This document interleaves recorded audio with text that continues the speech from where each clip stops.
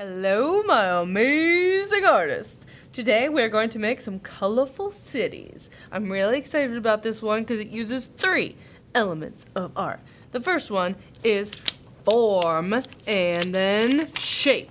So these two go hand in hand because we are making shapes and then we're turning them into 3-dimensional forms. So shapes can be flat, 2-dimensional, but forms are 3D, baby. So let's take a look at what my examples are looking like. So I will make sure to put some example pictures up on the website too so you can take a look. But we are making houses. So to make our houses, we need to start with a square or a rectangle, and then we're adding our depth. So 3rd grade, oh man, if you're a 3rd grader, we talked about this when we looked at our 3-dimensional hearts, our candy hearts, right? Our house has 3 dimensions. It has height, which is up and down. It has length or width, which is left to right. And then we've got this sneaky little guy here, which is our depth. So a regular square can have height and width, but it doesn't have depth. The depth is when you add the roof of the house and the sides of the house. That's what makes it 3-dimensional. That's the tricky part. So let's do that. We're going to make a bunch of them, and we're going to spread them out kind of like a abstract city. I'm going to use a Sharpie just so you can see, but I hope that you use pencil at home because if you make a mistake, that would be a bummer. So start with a square, and it doesn't have to be perfect. I'm going to turn my paper horizontally. Square has 4 sides, 4 corners, right? Ta-da! Now, to make it 3-dimensional, we have height, we have width, but now we need depth. So from 3 corners, I'm going to pick 3 corners all together. I'm going to make 3 diagonal lines kind of going the same direction. If you are a ruler person, I'm not a ruler person, but if you want to get a ruler, now would be a good time. So we're going to grab 1, 2, 3. All right, so they're all going the same way. They're all diagonal, not up and down, not side to side, diagonal. So now with the 2 lines here on the side, we're going to connect them with a straight line. Then we're going to also connect these 2 with a straight line. Now this is where I don't always do a great job. Close enough. So now we've got our face of our house, the front, the top, and the side. Now you might be thinking, but Ms. Morocco, you have a roof on your house. This is gonna kick it up a notch. Are you ready? Here we go. Okay, so we've got our square. Now we're gonna add a triangle on top. So this is the bottom of our triangle. That's the top, right? The 2 sides of our triangle. All right, here we go. It's just like we did in our cube. We're gonna, bam, make 3 diagonal lines. So from the top of the triangle, 1, the side, 2, and the bottom, 3. Same thing. We're going to bring it down. Oh, that's okay. And we're going to bring it down. This one is really tricky because you're not making a straight line. You're not making a straight line across. You're making a diagonal line down. And this line is the same, should be as close as you can, the same as that line because those are the sides of the roof, right? So then you can add your shingles or whatever you like to put on your roof. I like shingles because I have shingles on my house. Well, you might have a metal roof. That's fine too. All right, so that's kind of the idea. And then you can add your doors, and don't forget your windows. I want to see those details. And they can be really silly. Like you can make doors on both sides. You can make tiny little windows up in the roof, like somebody lives up in the attic or under the stairs like Harry Potter. You guys be the creative judge.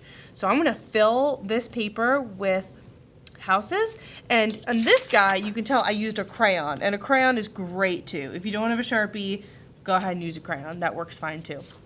Alright, I'll come back once I've filled up my whole paper.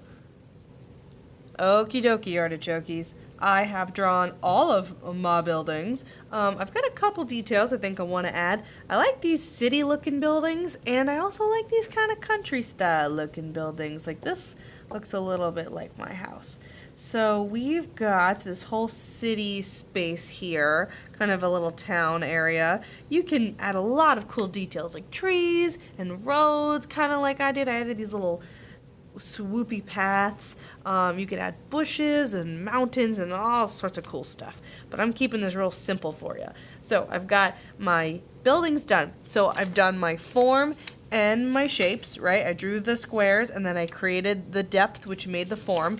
Boom. Now we're going to move on to color, baby, color. So if you've got markers at home, awesome. If you don't, that's okay. You can color it however you would like. But here's a real cool little trick for you.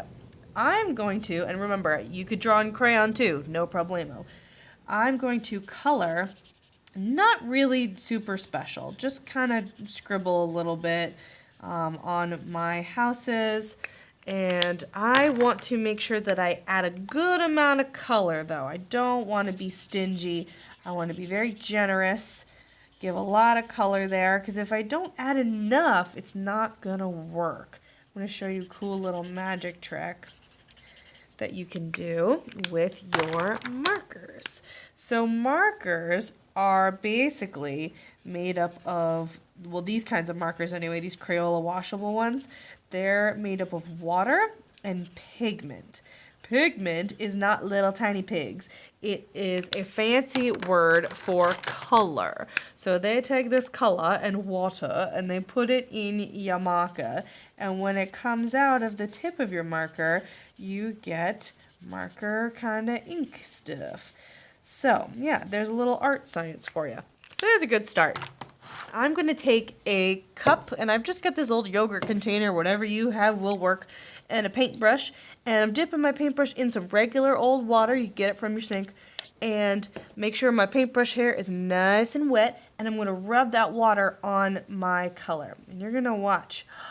Oh my goodness, look at what's happening. My marker has all of a sudden blended with the water and has made some amazing paint. So if you don't have paint at your house, this is a really cool way to paint without paint. You might need to borrow a paintbrush from somebody though, because it's hard to paint without a paintbrush. All right, sounds pretty cool. And you don't, wow, that, oh my gosh, that works so good. I'm really excited. You don't need to go crazy with the marker or with the water. So test it out, and if it doesn't work, you can always add a little more marker, a little more water. I'm rinsing my brush between colors, right? Yes, of course, you all know how to do that. And it's a little bit harder to control if you add too much water, so just be careful about that. But I think this is a super, super cool project. I really love it. Something to be aware of when you're using like brown or another dark color like black. Even dark purple can get a little hairy. You want to just be careful, because if you put it like right next to yellow or something, it can bleed. That color will blend into your bright, nice yellow, and it will just make a big old mess of that yellow, and then it won't be yellow anymore. It's going to get those colors all muddy, and I know we talked about that in first grade.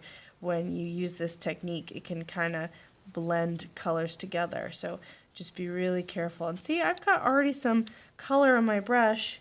I don't even need to color on those spots with my marker. I've got it already. Look at that. Oh, so cool. All right, guys. Well, I think that about does it for this project. I think you get the idea. Good luck with your marker water magic trick. I hope you have a really good time drawing your houses and painting without paint. Bye-bye.